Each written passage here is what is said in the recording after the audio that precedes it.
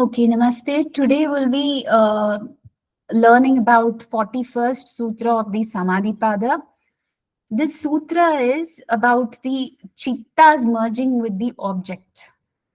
So let's see how it happens. The sutra is Kshina Vritter Abhijatasyeva Maner Grahitru Grahana Grahyeshu Tat tadanjanata samapattihi. Now we'll see the word by word meaning of the sutra. Kshina vritte is the vrittis having subsided or quietened or weakened. These are all the synonyms. Kshina vritte. Kshina means weakening. Okay, subsiding. That is kshina. Vritti, you all know. Vritti is the fluctuation of the mind. Abhijatasya. Abhijatasya is the aspect of being purified. Okay. So the what is getting purified? The mind field is getting purified.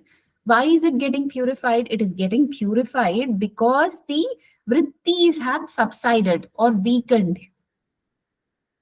Like when it gets purified, it becomes like some object which the sutra is describing.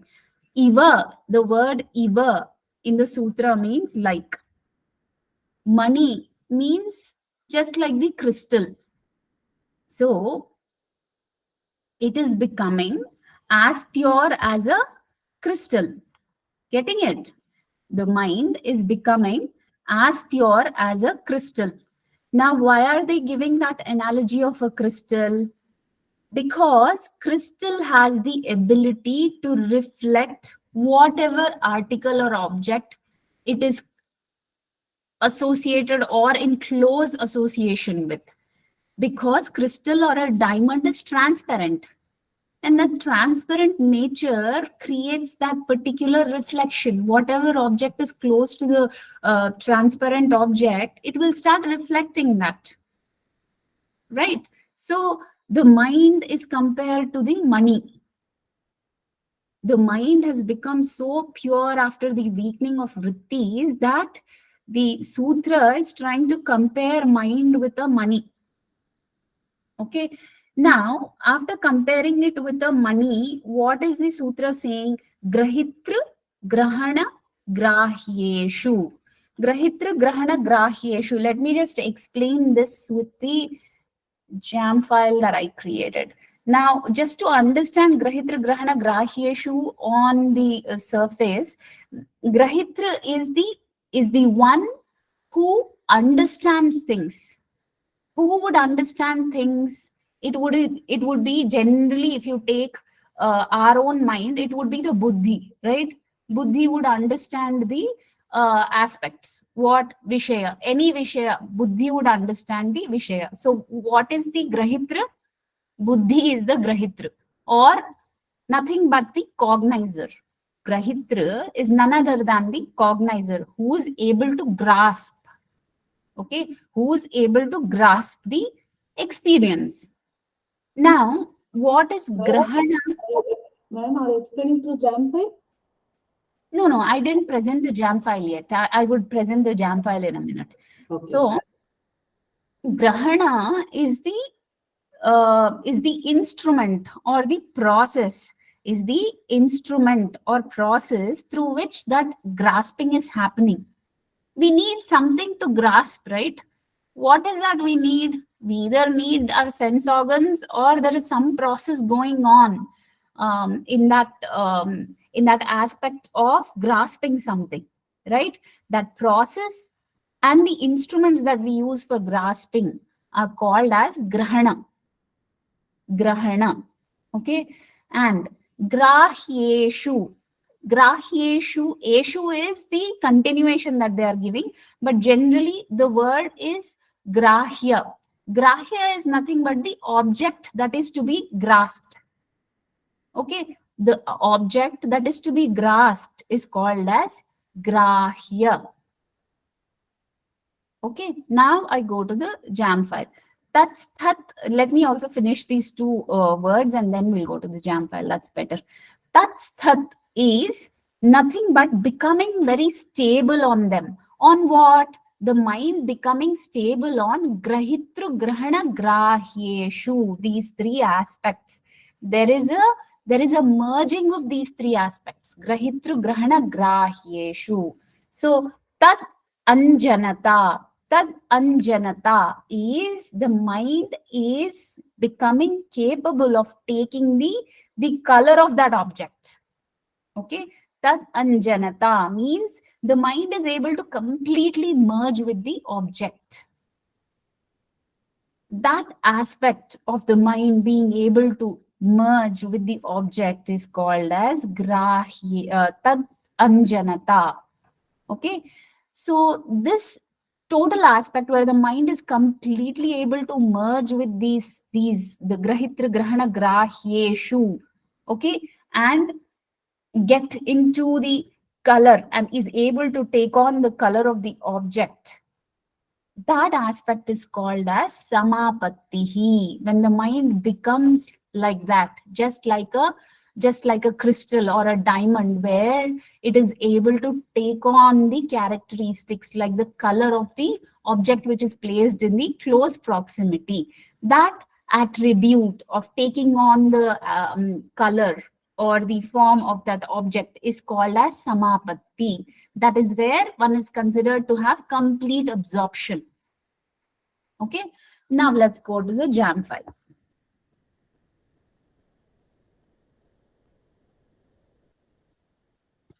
I've already made it ahead in time. Is this clear? Are you able to see the jam file now?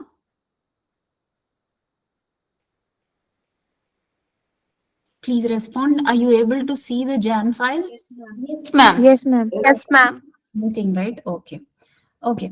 So it looks a little cluttered, but this diagram, you have all seen it earlier, right? Did you all see this diagram? I made it earlier also, but there are a few additions in this. Yes. So the new aspect that I wanted to talk here is about the grahya, grahana, and grahitru. What exactly are these and what gets merged? Okay, what gets merged in the mind field and what are these aspects that they're talking about in samapatti? So to understand that, first you understand that the samadhi aspect especially progresses in a particular way. How does it progress? It starts its journey from the gross objects. Okay, it starts its journey from the gross objects. It's the samapatti aspect starts from the gross objects, which we have understood as the indriyas and the mahabhutas, right? So these indriyas and mahabhutas are called as grahya. Understand that. These indriyas and mahabhutas are called grahya. Grahya are nothing but objects which are to be cognized. Objects which are to be cognized. Cognition is what? Able to grasp or understand. So when we look at the object, understand what that object is, that ability of the mind to be able to understand that object is called as cognition. Okay, the mind, the sense organs perceiving that particular object, and the sense organ sending a message to the mind that this is it, and the mind making an image and a proper understanding of what it is called as cognition. Okay, so the grahya objects are the objects which are at the gross level, you see. These are the grahya objects. Now, in Savitarka Samadhi, we saw that the 16 Visheshas are nothing but the 10 sense organs, the 5 Mahabhutas, and the mind. These are the objects for Savitarka Samadhi. So, when the Savitarka Samadhi is happening, the Samapatti is on the 16 Visheshas. Are you getting it? When it is the Savitarka Samadhi, the Samapatti, where the merging merging is happening on these aspects. Okay, so the cognizer is able to cognize these 16 Visheshas. It could be one or more. Generally, it is done on one of the aspect, not all 16. Getting it? So, what are the objects of cognition at this level? Is the 16 Visheshas. So from here, the samapatti or the samadhi progresses into savichara, which is the next level. Now, from these gross objects, the samapatti is progressing towards the subtler aspect. What is it? The tanmatras.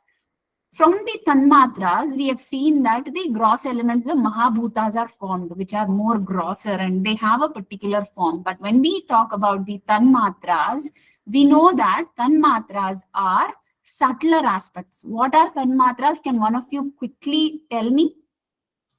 शब्द स्पर्श रस रूप गंध. Shabda, sparsha, rupa, rasa, gandha. Okay, the order is very important. Okay, Shabda is the tanmatra associated with Akasha Mahabhuta. I also mentioned about this and explained it, I think. Shabda Yes. tanmatra is related to Akasha Mahabhuta. When Shabda tanmatra, Sparsha. yeah, Shabda tanmatra combines with Sparsha, it forms the Vayu Vayu. Mahabhuta. Okay, when Shabda, Sparsha, Rupa, these three tanmatras combine, it forms the Agni Mahabhuta. When Shabda, Sparsha, Rupa, Rasa, these four tanmatras combine, it forms the Jala Mahabhuta.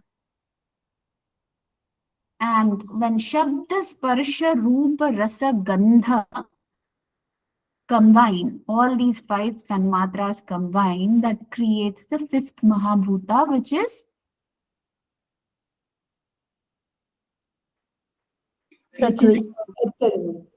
Prithvi.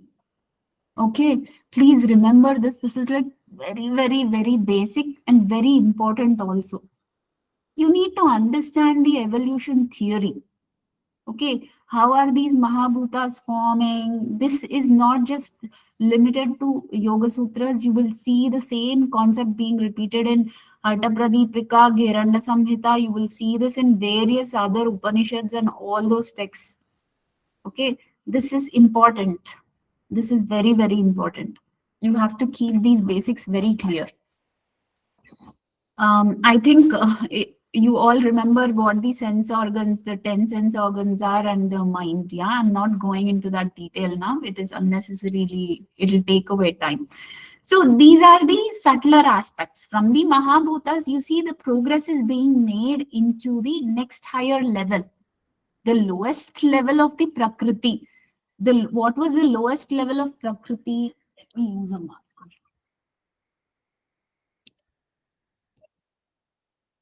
Okay, I'll use this. What is the lowest level of Prakriti? Can any of you say what is the lowest level of Prakriti that you see? 5 Mahabhutas, 10 senses and mind. So when we are progressing in the Samadhi states, we start with the lowest aspects, which are called as gross objects. Okay. So gross objects are the field of concentration for Savitarka Samadhi. Okay, gross objects are the field of concentration for Savitarka Samadhi. Then again, the Grahya objects, it's still called Grahya because the objects have become, from the grosser state, the objects have become little subtler. Okay, where we are not able to visualize anything, but we are able to feel them. Okay, still they are called Grahya. So when the progress from gross to subtle is made, the 6 aveshas, Okay, 6 avisheshas are conquered. When the 6 avisheshas are conquered, when there's the field of concentration there is the 5 tanmatras. Okay, 5 tanmatras along with ahankara. That kind of samapatti is called savichara samapatti. Samapatti is nothing but it's a synonym of the culmination of samadhi. Okay, so this was the first stage. Then we went to the second stage of samadhi. So now from grosser to subtler and to even subtler. Even subtler is what? The grahana aspect. Okay, the field of concentration here is the ahankara. Okay, here it is ahankara. So the ahankara is conquered here. When the ahankara is conquered, it is called the progression to the third level of samadhi, which is sa-ananda samadhi. So when ahankara is completely mastered, it is called sa-ananda samapatti or samadhi. So when it is established properly, when one is able to perfect it, it is called samadhi. When the progress is going on during that process, it's called, it is leading towards samadhi. The word that is culminating to a particular point, like with after which we call it samadhi. That process is called samapatti, where the merging of these aspects is happening. Okay, and the fourth level where the yogi is progressing to the fourth samprajnata samadhi, there the object or the field of concentration is the grahitra itself. You're seeing it from the objects. We are going into subtler levels. We are going into the instrument of perception or cognition. Then from the instrument, we are going to the agent itself, the cognizer itself. Getting it? From the object to the instrument. From the instrument to the cognizer itself. Okay, this is how the stages of samadhi are progressing. These are all related to samprajnata samadhi. Okay, you all know I mentioned, I think, about this. Samprajnata always needs an alambhana. The alambhana is nothing but the support. That support comes from these objects. That is why it is called as sabija. Somebody has opened their mic.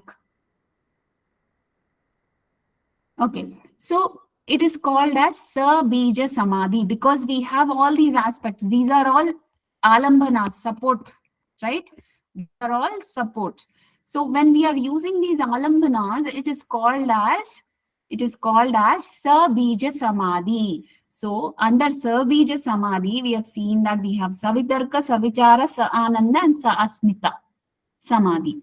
So the culmination of the grahana, the grahya, grahana, and grahitra, the merging of these three aspects is called as samapatti.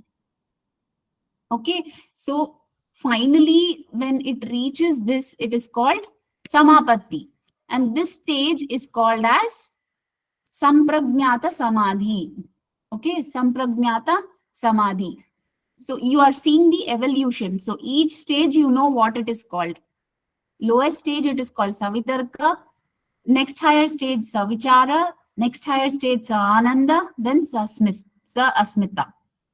Okay, so this is how the stages of samadhi are progressing from grosser to the subtler levels.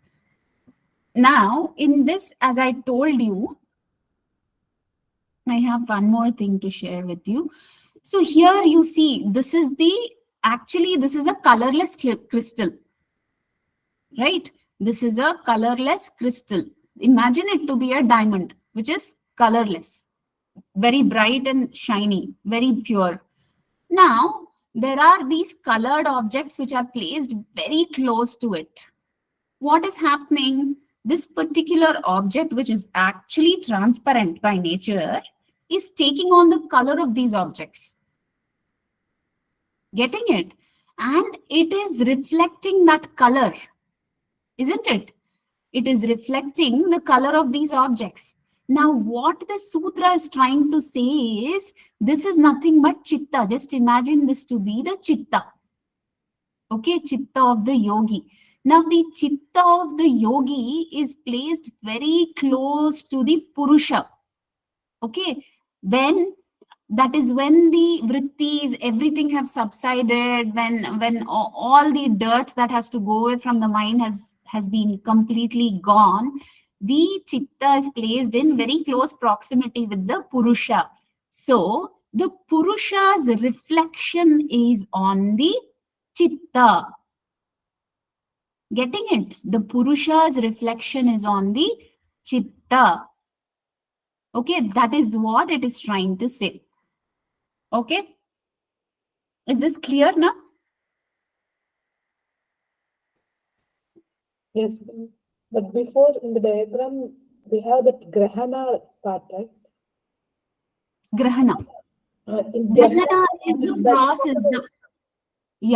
The process which is the process of grasping or cognizing. But how it is relating to ahankara, that mere ahankara stage, right? That means. Yeah, because ahankara is what? Ahankara relates to the I aspect, right? You see, the money is thinking that I am the Purusha. Okay. Imagine these roses to be Purusha. Okay, imagine this rose to be Purusha, which is in very close proximity with the Chitta. Okay, that Ahankara aspect of the Chitta is feeling that it is Purusha only. So ahankara becomes the instrument there. Yes. Okay. Exactly. So when all these three aspects are merged, you see, now Chitta doesn't have its own identity. Are you getting it? Chitta loses its identity. It is completely absorbed in the reflection. It has forgotten that it has a particular attribute. It is completely absorbed in the color of the object which is in close proximity with it. Okay, clear. Clear, ma'am. Thank you. Okay. So is this clear to everybody? Another very important concept. I should have done this yesterday because I didn't have my system working. That's why we are doing it today. Is the 42nd sutra clear to all of you? Or should we repeat that? Ma'am, in this picture, ma'am, once you show that picture, that diamond. Huh. Yes, ma'am. In this picture, means we can say that crystal is grahana and a rose is grahya, means. Don't think to be, 1 second, let me just, the pure crystal is supposed to be thought as the mind. Okay. Pure crystal is supposed to be thought as your mind. Now, mind is so pure. Where are the vrittis occurring? Where is the impurity happening? The diamond also, before it is shaped into a diamond, it is pure, impure, right? It has all dirt. It is not in a proper shape. It is somewhere in the soil, buried deep under something, some debris, right? Yes, ma'am. Unless it is picked up from there, unless there is a cleansing, purification happening to that diamond, the diamond will not get into this form. Yes or no? So that diamond which is purified, it is now completely rid of all the dirt and impurities. That kind of diamond is compared with the mind of a yogi who has also purified his mind with different kinds of techniques which are suggested earlier. Okay, ma'am. Yeah. So that is what it is. Now, here, what is that the mind is cognizing? The mind is cognizing the Purusha. Purusha, yes. So it is in close proximity with what? With the Purusha. Okay, clear? Okay, ma'am. Yeah. I'm trying. Yeah. So let's go into the 42nd sutra now. Today we'll not do the chanting, okay? We'll continue with the explanation only until 10 o'clock. Okay, because you all are not prepared with the chanting, there's no point starting with the next chapter. Okay, so this I think you all are clear, right? The method of Savitarka Samadhi, where the Shabda, Artha, Jnana are all mixed because of the imaginary cognition that one has, and one, after mixing these things up, that state is called as Samapatti, because there also there is a merging of all these three aspects, interlacing of all these three aspects, interlaying of all these three aspects, which leads to a kind of absorption. That absorption is called as Savitarka Samapatti. Okay, but because in the explanation that I was giving to you from the jam file, you see we have in Savitarka Samapatti, what do we have? We have the gross objects, right? When the objects are gross, the level of understanding is very gross. Okay, as this keeps progressing into subtler levels, the understanding about things also gets finer and finer and finer and finer. Okay, that is the aspects of Samadhi. Is this clear? Yesterday, I think I explained it well. Anybody, if they have doubts, please raise them now. Yes, please.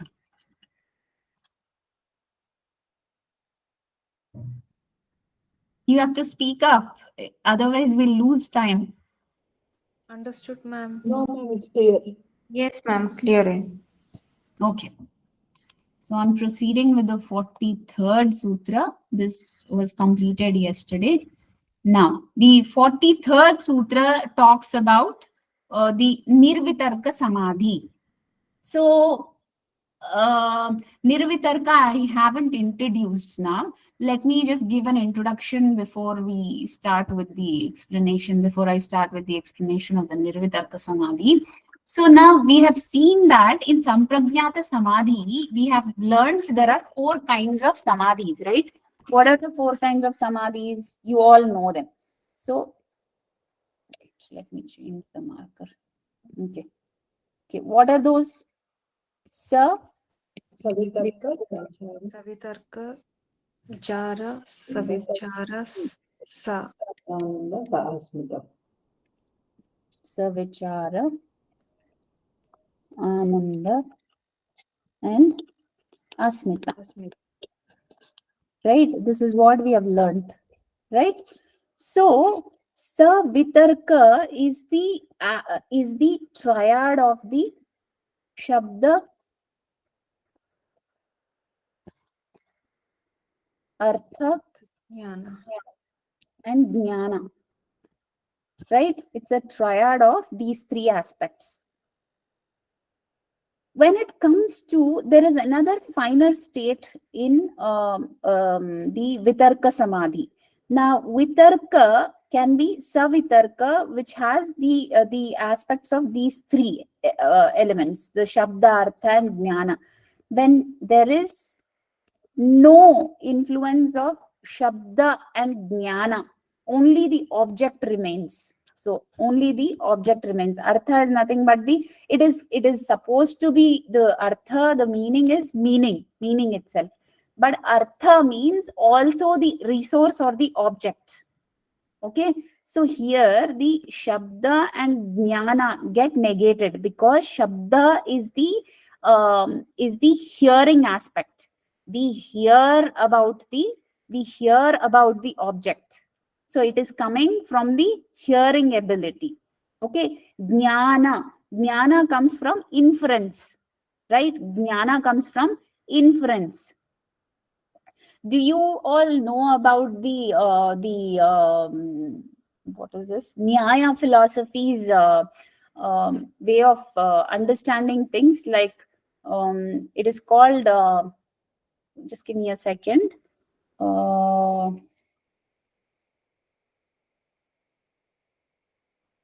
One second, I'm not able to get it out from my mind. One second. Epistemology, something. No, not epistemology. Just give me a second. It is called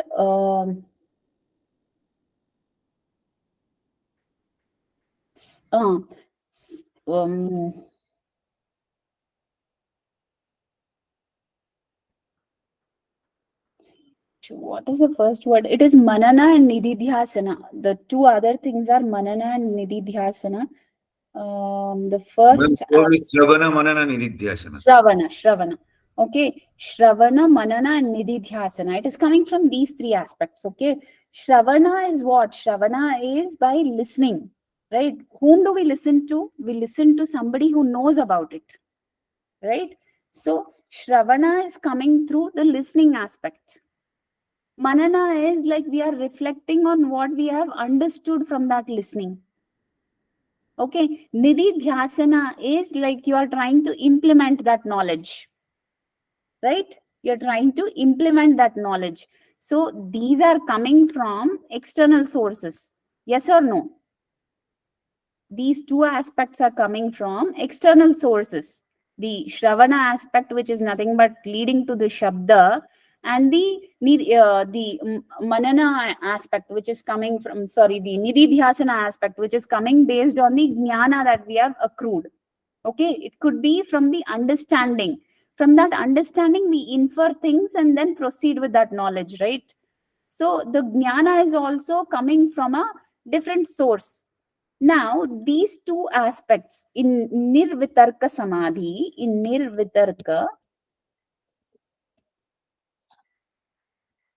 we only have the object. The Shabda and the Jnana are removed. Okay, these two aspects are not existing in Nirvitarka. Okay, these two aspects are not existing in Nirvitarka.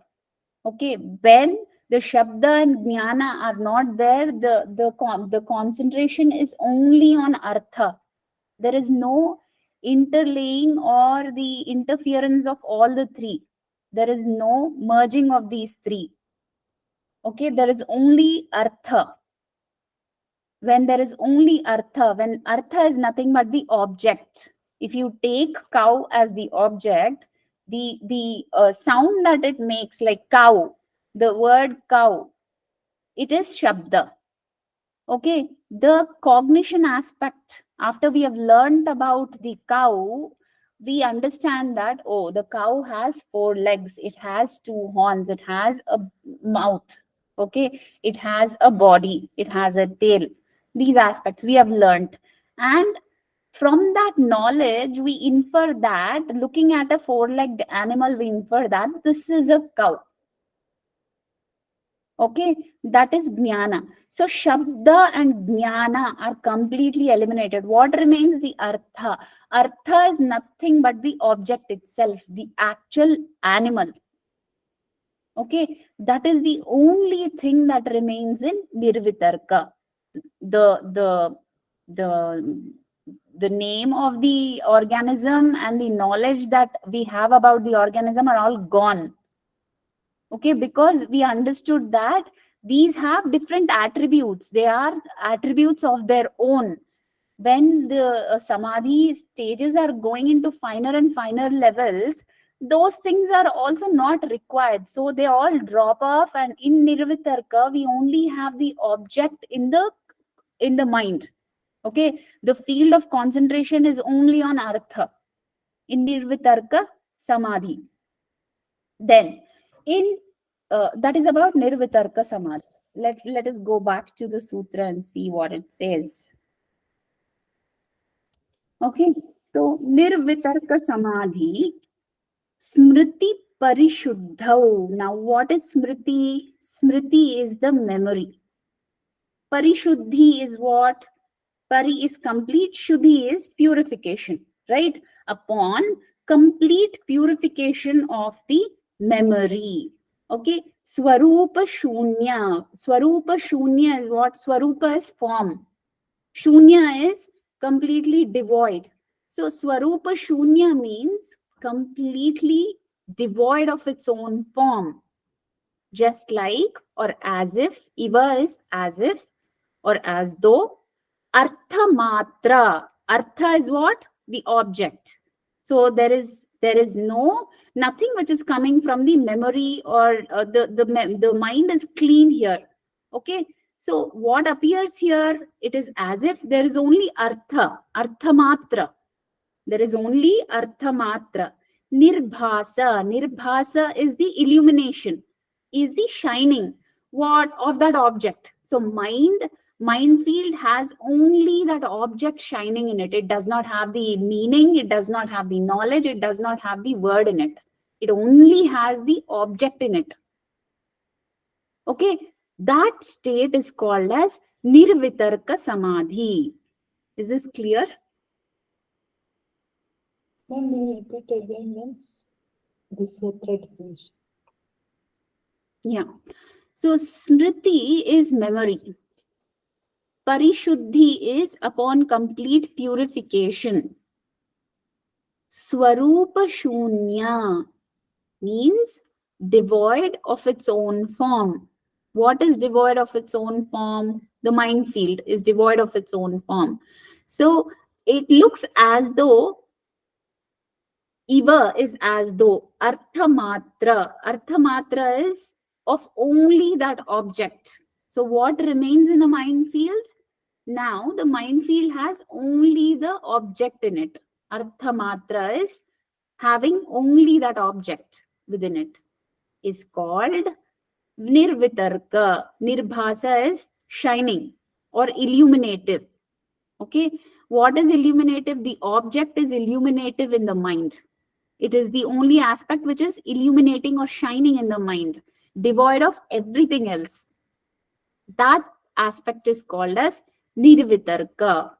So if we look at the definition given here, after the clarification or the, I can say complete purification of the memory, when the mind is devoid of self-awareness and the true knowledge of the object is alone shining within it. That is called nirvitarka. Here, true knowledge is nothing but the object itself. Okay, the object itself is shining within it. So there is nothing that there is no knowledge that is coming based on the inference, or no knowledge that is coming based on the shabda, okay, or the shravana that one has heard from others. Nothing is coming from the other aspects. Everything is only, the mind field is only dwelling on the artha matra. Only that object is shining in the mind field. There is nothing else in the mind. When that is the state of the mind, it is called nirvitarka samadhi. Just imagine this to be the image of a cow. Okay, so you are not concentrating on the word cow or the inference from which you have understood about the cow. The only thing that your mind is holding is that object, the animal called cow. Okay, there is only that cow in your mind. That state is called nirvitarka samadhi. Okay, this can happen only when there is a complete purification of the memory which is in the mind. Okay, where the mind field is devoid of its own form and the illumination of only the object remains. This kind of state of mind is called as nirvitarka samadhi. Okay, clear with this? Yes, ma'am. Okay, so here remember that what is different from savitarka and in nirvitarka is savitarka, there is intermingling of the shabda artha jnana. In nirvitarka, there is no intermingling of shabda artha and jnana, there is only artha. Okay, the shabda and jnana aspects are removed from the memory. Clear? So we'll go to the 44th sutra.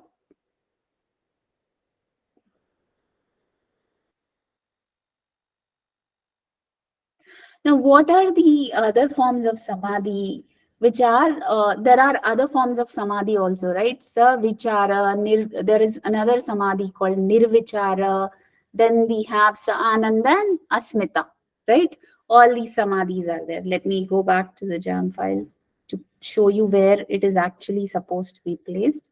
So we have seen in under Vitarka, we have seen 1, 2, right? In Savichara, we have Savichara and Nirvichara. Okay, we have in Vichara, we have Savichara and Nirvichara. Okay, Savichara Samadhi.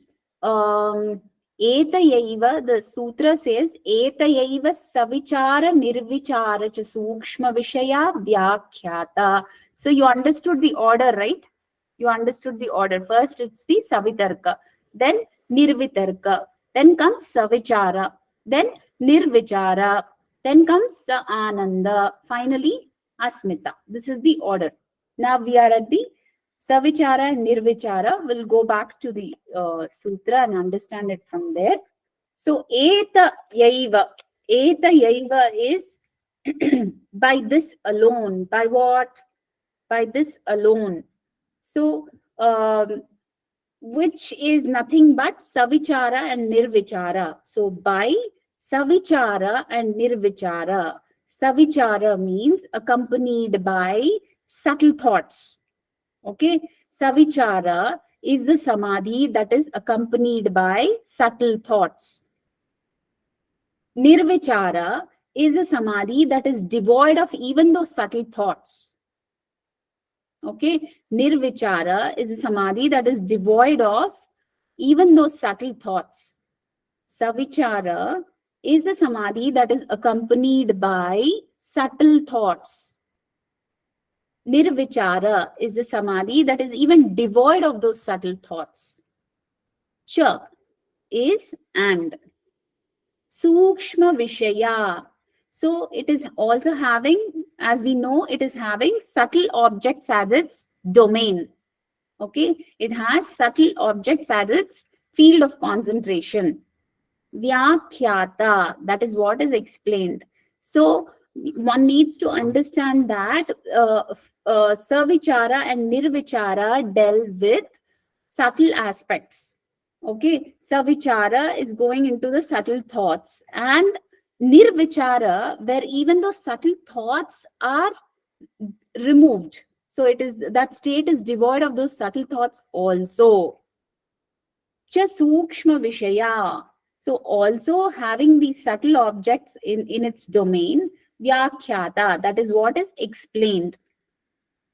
Okay, so by this explanation alone, Savichara Samadhi, Nirvichara Samadhi, and even the subtler stages of Samadhi have been explained. So in this, what they're trying to say is, when you compare it with the previous sutra, the way they have explained the Savitarka and Nirvitarka, where you see in Savitarka, the triad of the Shabda Artha Jnana was explained, and in Nirvitarka, the triad is gone and we only have the Artha, right?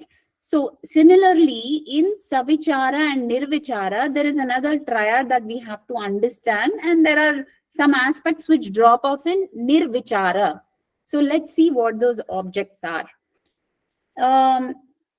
So you have seen that the Savitarka Samadhi had Artha, Shabda Artha Jnana. In Savichara, we have space, time, and the causation as the triad. Space, time, and causation as the triad. So the triad of space, time, and causation, whatever that comes out in that present moment, that aspect is called as Savichara Samadhi. Okay, that is subtler. For example, in Savichara Samadhi, you see that I told you there's a triad of space, time, and causation.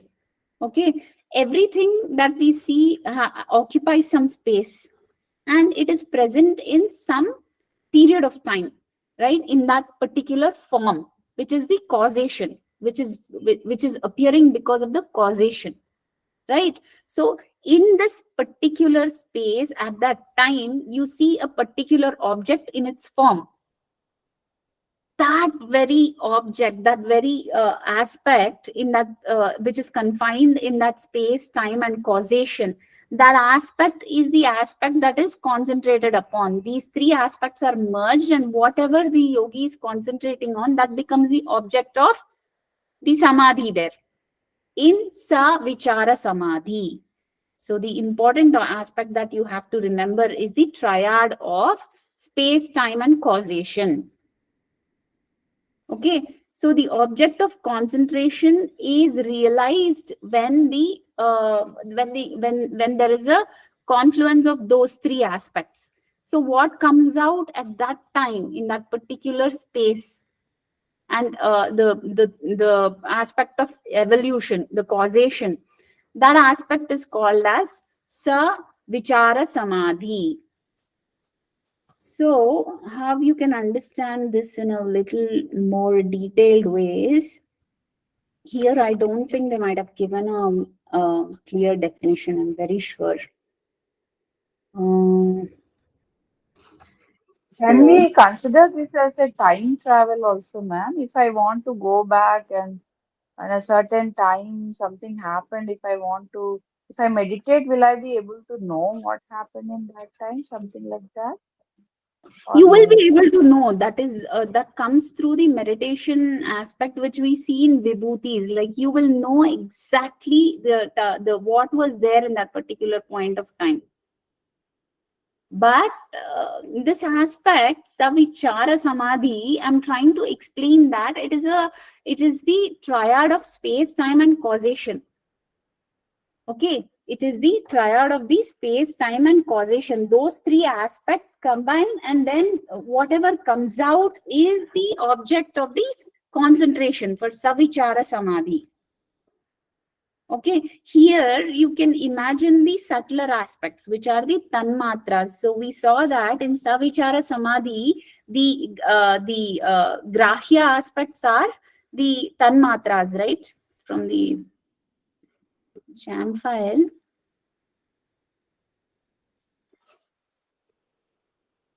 Savichara samadhi, we have the tanmatras. So the object of the concentration for savichara samadhi will be one among the tanmatras. Okay, it will be one among these tanmatras. Okay, for savichara samadhi. So I'm just trying to think if I can relate it with a particular example so that it becomes a little more clear. Ma'am, I have written a note from my college days.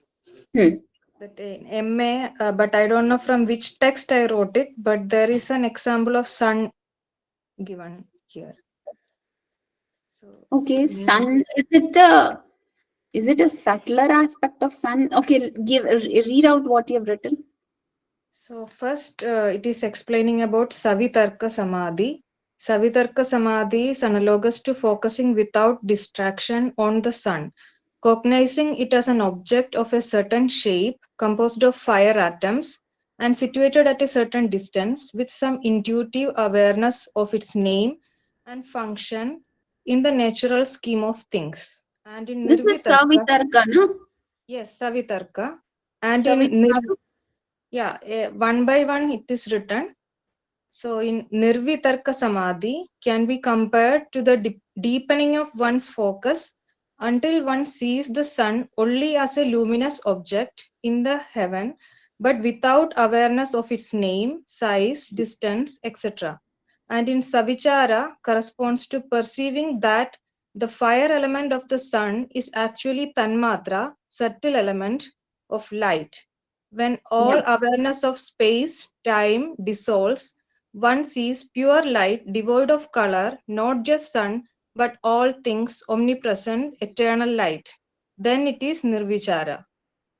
Yeah, I think that's a good example. Like they've shown a nice progress from the gross element, gross object, which is the sun. And from there, they went into the nirvitarka, which is only cognizing the object, only concentrating on the object, which is the sun. From there, they went into savichara, which is the light of the sun. What is the field of concentration is savichara, is the light of the sun at that particular point of time. And nirvichara is also devoid of that light, and it is going into even subtler aspects, which is the luminosity present. Okay, which is the luminosity present because of that. Is that clear? Is that clear? Ma'am, This so, ma'am, Savitarka level, we are focusing on the size, whatever dimension, the whole gross thing. In Nirvitarka, we focus it as the illuminates, whatever. Savichara, we look at that Nirvitarka, as the no. Tanmatra. Nirvitarka, we only concentrate on the sun, only the sun. We don't go into the word sun, or we don't go into the knowledge that we know about sun. We only concentrate on the sun. There is nothing else in the mind. The mind field is so clean. It is only having the object in its mind in nirvitarka. That is what I've tried to explain. Okay, ma'am. Then in Savichara, it's like we are focusing on the Tanmatra Agni. Tanmatra is what? Shabda, Sparsha, Shabda, Rupa, Rupa, Rasa, Rasa, Gandha, right? So when we talk about Right. sun, what is that we can experience? The light, Form. right? Rupa is So we, Agni, no, ma'am. yes. So we can experience the light, which is the subtler aspect.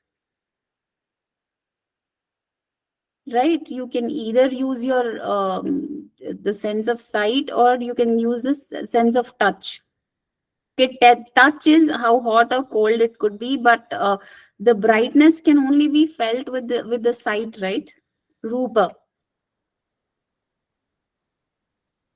And what is the Nirvichara, ma'am, with regard to sun, if you want to understand? Nirvichara, you are also moving away from that light and going into the luminosity of the sun.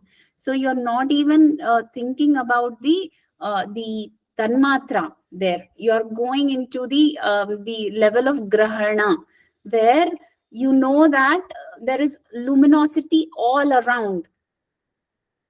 Okay, luminosity that that is getting created all around in everything.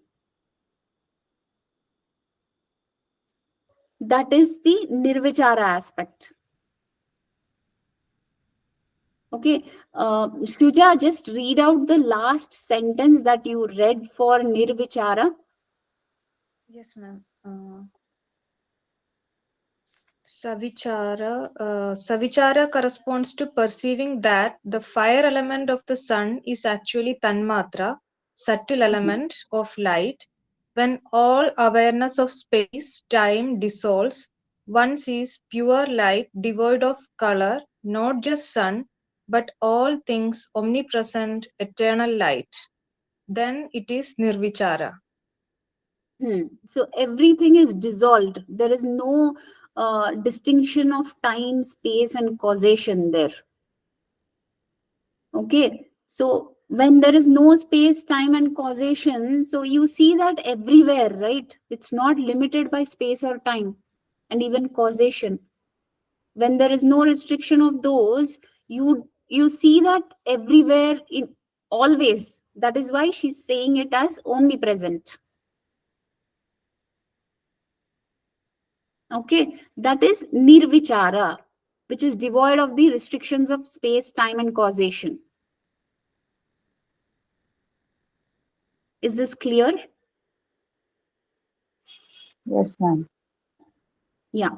So you should probably try to ponder a little bit, reflect on what we discussed today, because this might be a little difficult topic to understand at the very first attempt. You would have to spend more time understanding about these aspects, because these might not be the examples that we use on a daily basis, but the example that Shuja has shared, the example of the sun, you can start off from the grosser aspect, which is the grahya aspect of savitarka samadhi, where you are visualizing the sun and you are kind of concentrating on the meaning, shabda, the word sun, the meaning of sun, and also the knowledge associated with sun. Those three aspects are interlaced. Okay, you are concentrating sometimes on the shabda, sometimes on artha, sometimes on jnana. Okay, that is savitarka. Nirvitarka is the aspect, the samadhi, where your mind is only concentrating on the object, which is the sun. It is not going into the artha or the jnana of that object. Okay, then savichara. Savichara relates to the subtler aspects, which are the tanmatras. Now, for sun, what is the tanmatra? The rupa. Okay, the brightness of it, the light.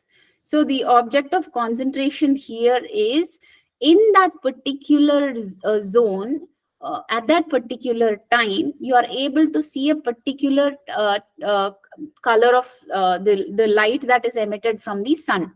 So, for example, if you're meditating on the sun at the dawn or dusk, you see the light of the sun in a particular color, right? It could be red or orange, right?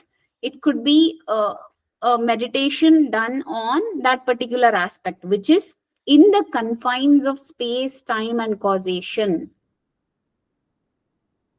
Okay. When one goes beyond the savichara samadhi, then comes the nirvichara samadhi, which is going even beyond that particular space, time, and causation constraint. So there in nirvichara samadhi, one is not delimited by space, time, and causation. Okay, so there the yogi would see the luminosity of the sun on every aspect. Okay, it is not limited to that particular time, it is not limited to a particular place, or it is not limited to a particular causation theory. Getting it? That is nirvichara. Okay, is that clear? Ma'am, Yes. ma'am, can you say in Nirvichara Samadhi means once attend the Nirvichara Samadhi and he can see in Purusha's nature means Purusha's quality in everywhere. Can we say like that? No. It is not on Purusha. He is still lingering with the elements. You see, he's not reached the Purusha. When we go closer to the Purusha, we are going into Sasmita, and beyond Sasmita, one enters into the Nirbija Samadhi. That is when he's going closer to the Purusha. Now the yogi is still grappling with the evolutes of Prakriti. He's still in the confines of Prakriti. Oh. Okay, once he comes to the Mahat level and he has conquered that, he understood, he has mastered that aspect, then only he'll be able to get into the zone called Viveka Khyati, which is nothing but the discriminatory knowledge. Once he gets into the zone of discriminatory knowledge, then there arises some kind of samskaras, which are called samadhi samskaras. After the person even leaves the samadhi samskaras and goes into nirodha samskara, which is he doesn't even want the samadhi samskaras. He is leaving the samadhi samskaras also. They are also getting burnt. Okay. And he's going into a state of nirodha samskara. When the yogi is in the state of nirodha samskara, that is when he is completely out of the clutches of Prakriti. Okay, there is nothing which binds him at that point. Nothing, not even the highest wisdom. Nothing binds the yogi. At that point, in the Nirodha Samskara state, where he is able to become completely devoid of all the samskaras which are associated with samadhi also, that state leads to asampragnata samadhi, where he is able to dwell in the Purusha, where he is very close to Purusha. Okay? Okay, ma'am. Yeah. So nirvitarka and nirvichara, these two kinds of samadhis, you remember that they are free from vikalpa, which is imaginary cognition. Nothing is imagined here. Like in savitarka, you have seen, right? So they are imagining, understanding something. There is a intermingling of different aspects. All those things are not there. In nirvitarka, nirvichara, the yogi's mind is free of vikalpa. Okay, imaginary cognition. But in Savitarka and Savichara, because they share the state of vikalpas, because there are different divisions, right? Shabda, Artha, Jnana in Savitarka, and in Savichara, we have space, time, and causation. So these states will cause some kind of vikalpa. Okay.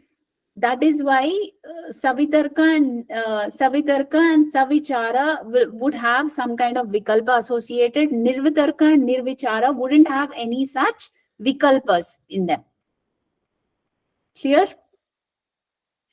Yes. Ma'am, But can Yes. Yes, ma'am.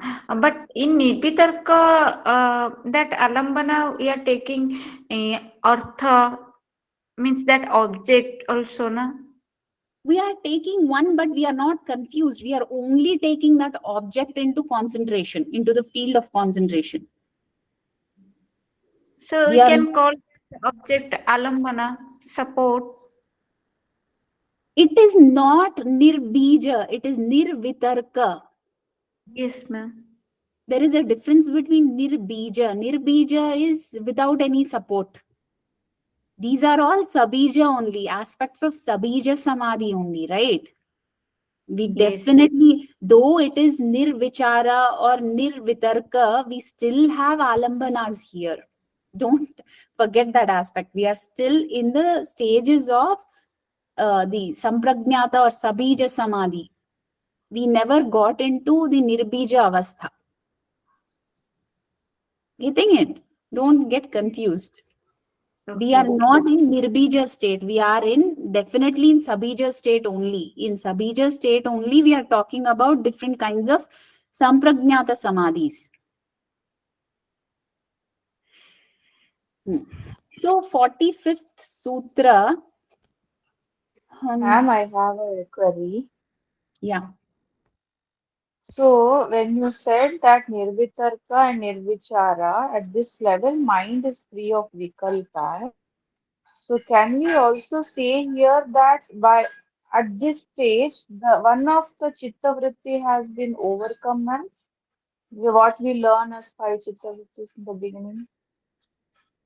Chitta vrittis will be overcome here. Yes, definitely chitta vrittis will be overcome here.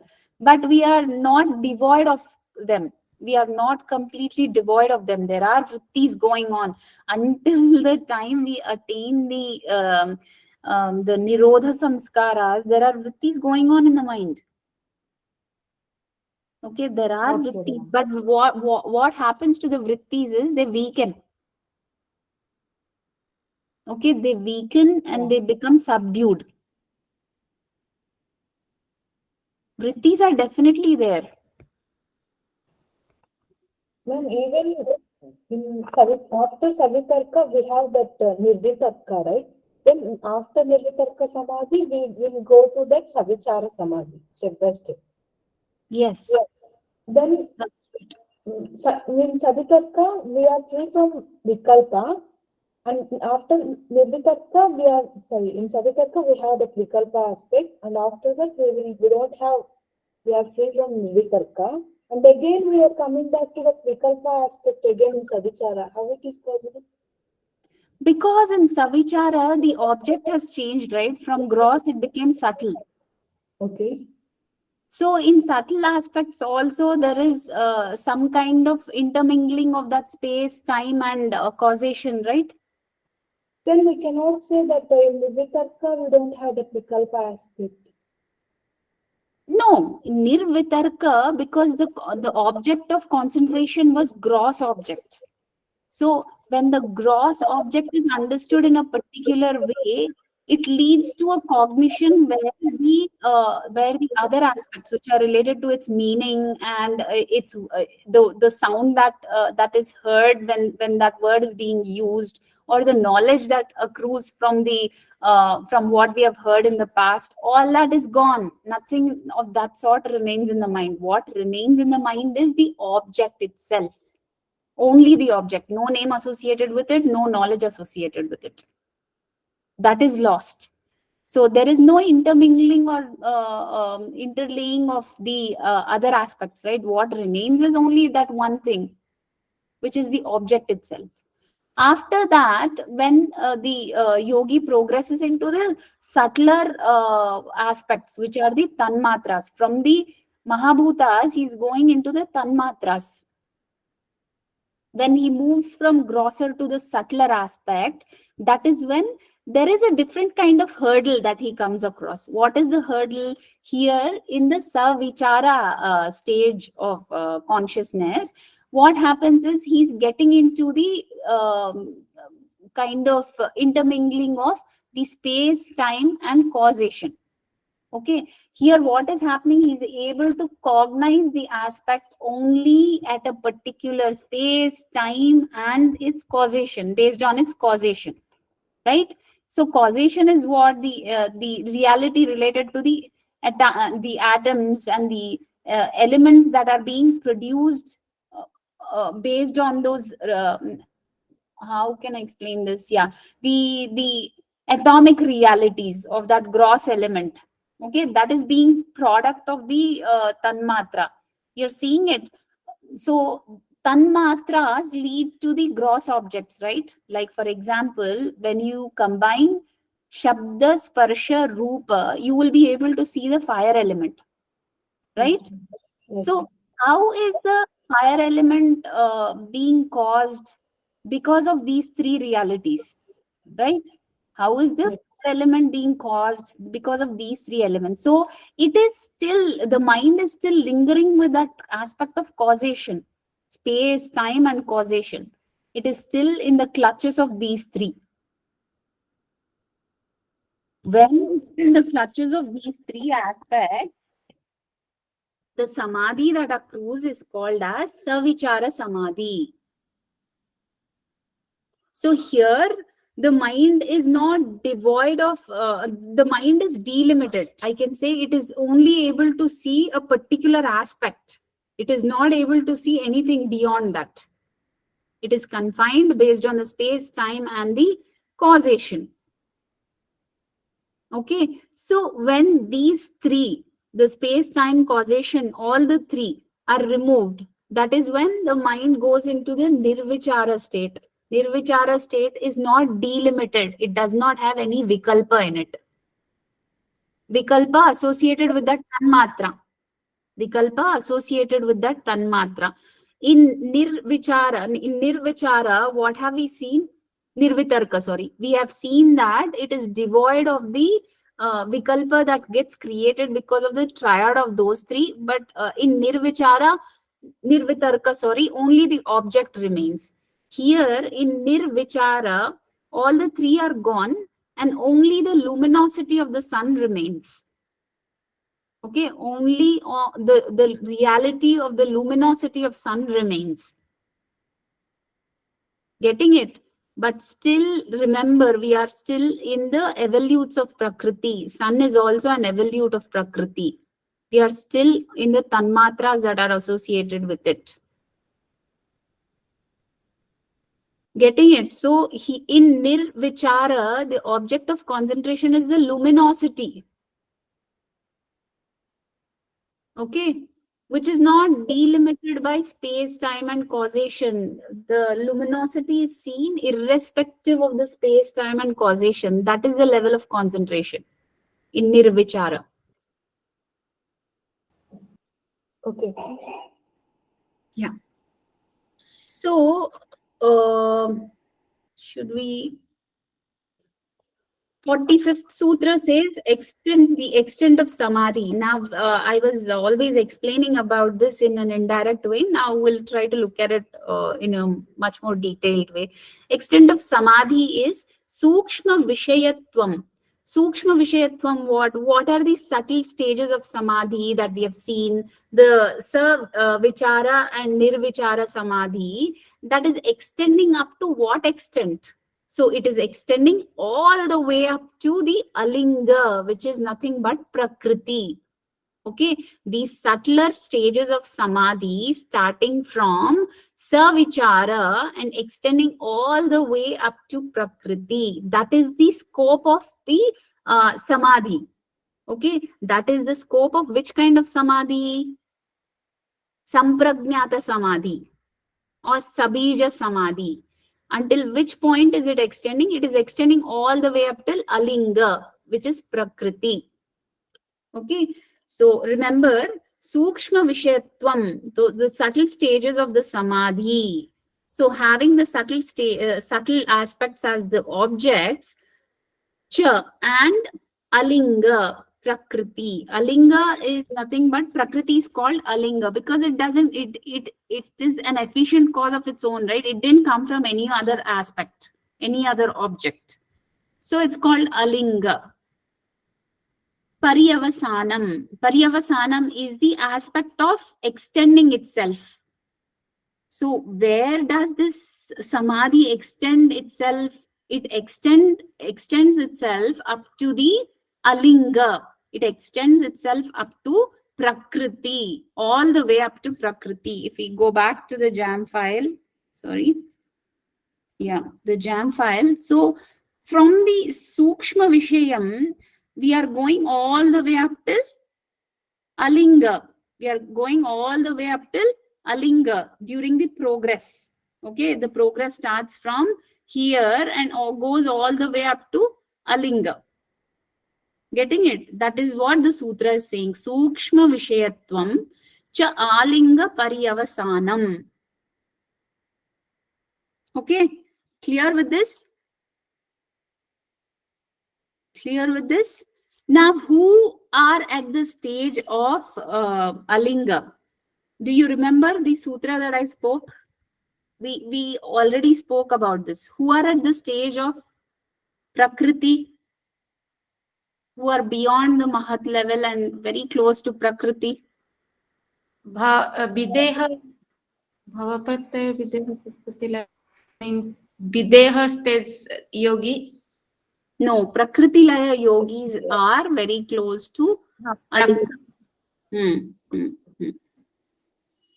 Okay. Now, is this sutra clear? 45th sutra. That is what it says. There's nothing more to it. What is the extent of samadhi? So it extends all the way up till alinga. Then samadhi with seed. Samadhi with seed is nothing but what about this sabija samadhi? What is it about the sabija samadhi? Ta eva sabija samadhihi. Ta eva is those very ones. Which ones? The ones that we have seen. The ones that we have seen earlier, which are savitarka, nirvitarka, savichara, nirvichara, and sa-ananda, sa-asmita. They didn't give any description about sa-ananda and sa-asmita. Now, what you can think about the sa-ananda and sa-asmita samadhis is that they are very much part of the nirvitarka samadhi, nirvichara samadhi, sorry. Under nirvichara, you can have those three also, the other two also. Like nirvichara samapatti can have nirvichara samadhi, sa-ananda samadhi, and sa-asmita samadhi. Those three aspects can be combined together, and those are all aspects which are related to the subtler objects. Okay, that is how it is categorized in one of the commentaries that I've read. Okay, but there is nothing given in a very elaborate way. I think the aspect that you all already know is Ananda accompanied Samadhi, which is called Ananda Samadhi. There, the Ahankara aspect is completely mastered. And Asmita Samadhi, there the Buddhi aspect is completely mastered. Okay, so these Samadhis are also classified under after the Nirvichara Samapatti. Okay, that is how it is given, but nothing more than that. So when you look at the Sabija Samadhis, it is like fourfold. Like we can think of Sabija Samadhis as Savitarka Samadhi, which is the first one, Nirvitarka Samadhi, which is the second one, Savichara Samadhi, the third one, and Nirvichara Samadhi, the fourth one. And after, in the Nirvichara Samadhi only, they described about Nirvichara, Sa Ananda, and Sa Asmita Samadhi. So they have said that Sabija Samadhi is of fourfold. I repeat it once again. The four folds are Savitarka Samadhi, Nirvitarka Samadhi, Savichara Samadhi, Nirvichara Samadhi. And in Nirvichara Samadhi, they have also said that Sa Ananda Samadhi and Sa Asmita Samadhi are also included.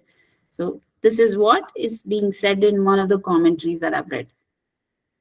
All of these samadhis, samadhis that we have seen now, are all based on the alambanas, the support factors. So there are support factors associated with them. All those are the evolutes of Prakriti. When there are support factors, they are called as sabija. So those support factors are with seed. Sabija. Okay. That is why it is called as Sabija Samadhi. All these Samadhis are Sabija Samadhis, part of Sabija Samadhi. Clear? Yes, ma'am. Okay. What is the time? Should we continue or stop? Stop. Should we continue? Stop? Yes, ma'am. Okay. It's better to stop, ma'am. We can't understand much more. Okay. Too heavy. It's a heavy also, topic. ma'am. Yes, ma'am. Little heavy. Yeah. Sorry? It's little heavy, ma'am. We need some time to assimilate. Yes. Yes. This is a very heavy topic. Very, very heavy topic. Yes. Ma'am, I have a proposal. Yes. Let me just go through the Samadhi Patha. Savitarka, Nirvitarka, Savichara, Nirvichara. And we are going to Ritambhara Pragya. So this is very difficult to remember.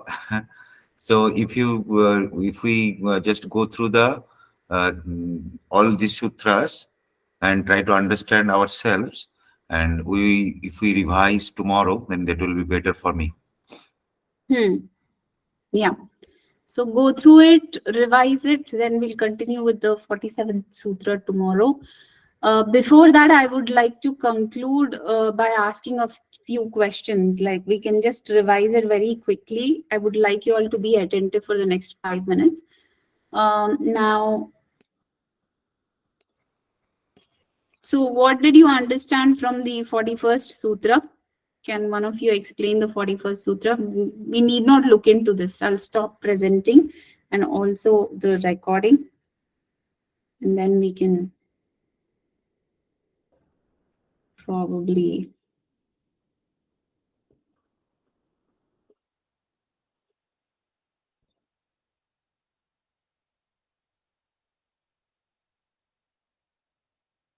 Yeah, you all can start, whoever wants to explain the 41st Sutra.